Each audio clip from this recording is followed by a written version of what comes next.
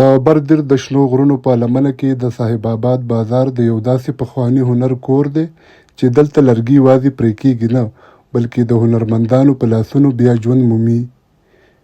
د ارې غږ، د سرخ ماشین حرکت او په لرګي د کاریګر د ګوتو نښې د نسلونو هغه کیسه بیانوي چې له استاد نه شاګرد او له پلار نه زوی ته سپارل شوې ده.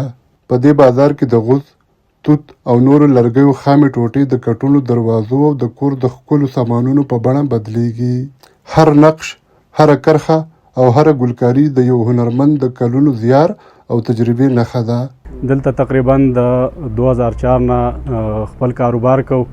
دغه د سرخ کاروبار دی. د دې ځای نه د واړی تیملګره بټخیله یعنې په خپله مې د مردانه پورې کټونه لیږلي پېښور ته یو ځای بل ځای ته دا ساده کټونه کم چې دغی هنر مې زما یو تره زوی و فاتح رحمان نوم یې دی. موږ ته بابا وایو. فاتح رحمان نوم یې دی. هنر مې د هغه نه زده کړی و تقریبا 2004 کې چې د هغه سره زه ډېر وړوکی وم او راغلی یم. د هغه څه مې دا هنر زده کړی دی. خلک ساده کټونه خوښوي ډېر زیات حد نه بار. تقریبا په دې سیزن کې ما په دې موجوده ټیم کې تقریبا 70-80 کټونه ایستلي دي او لا بلا شیډرونه دي خو رسولی نه شو. دلته خلک د غوز لرګی ډېر استعمالوي. ډېر زیات یې خوښوي. صاحب آباد د فرنیچر تر ټولو مهمه ځانګړنه د غوز لرګی دی.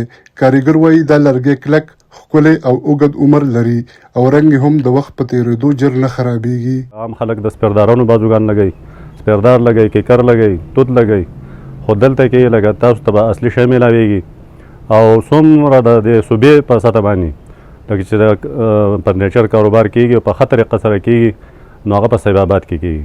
تاسو په خپله کټونه جوړ کړه دلته؟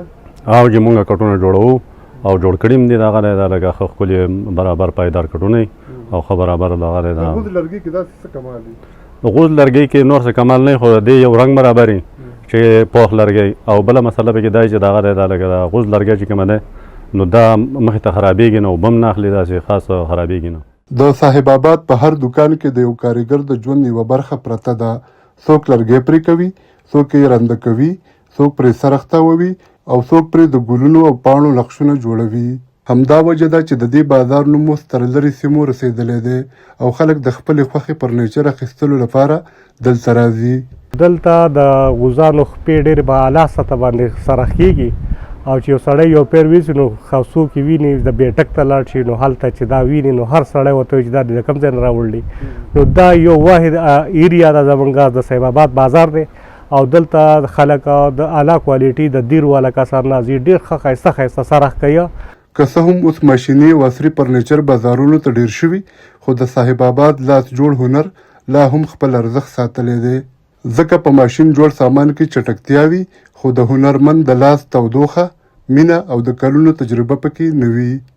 ځایي کاریګر هیله لري چې د دې هنر ودې لپاره ورسره د نوي وسایلو، روزنې او بازار موندنې په برخه کې مرسته وشي څو دا پخوانی کسب راتلونکو نسلونو ته هم ورسیږي. دلته لرګی له ونې پرې کېږي خو د صاحب آباد د هنرمند په لاس کې بیا ساه واخلي، بڼه ومومي او د خلکو د کورونو او خاطرو برخه شي. تر هغو چې د سرخ ماشین تاویږي او د یو کاریګر لاس په لرګي ګل جوړوي د صاحب آباد دا هنر به ژوندی وي. جاوید ملنګ، شال نیوز، برزیر صاحب آباد.